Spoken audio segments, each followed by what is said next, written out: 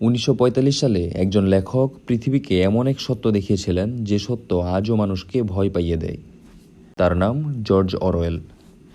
তিনি বুঝেছিলেন ক্ষমতা কখনো শুধু শাসন করে না, ক্ষমতা মানুষের চিন্তা বদলে দেয়, সত্য বদলে দেয়, আর এক সময় সমতার সংজ্ঞাও বদলে দেয়।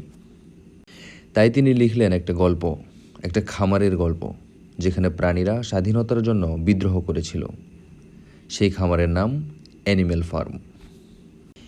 বিপ্লবের পর তৈরি হলো 7টি নিয়ম। যে 2 পায়ে চলে সে শত্রু, যে 4 পায়ে চলে অথবা ডানা আছে সে বন্ধু।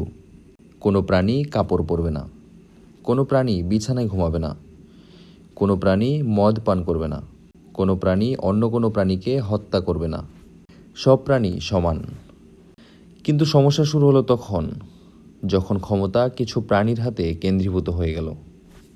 নিয়ম বদলালো, আদর্শ বদলালো, আর শেষ পর্যন্ত বেঁচে রইল শুধু একটা বাক্য: সব প্রাণী সমান, কিন্তু কিছু প্রাণী অন্যদের চেয়ে বেশি সমান। অ্যানিম্যাল ফার্ম শুধু একটা উপন্যাস না, এটা ক্ষমতার সবচেয়ে ভয়ঙ্কর রূপের আয়না। সব বিপ্লব সমতা দিয়ে শুরু হয়, কিন্তু সচেতনতা না থাকলে শেষ হয় নতুন এক শোষণের মধ্য দিয়ে। এটাই অ্যানিম্যাল ফার্মের সবচেয়ে বড় শিক্ষা।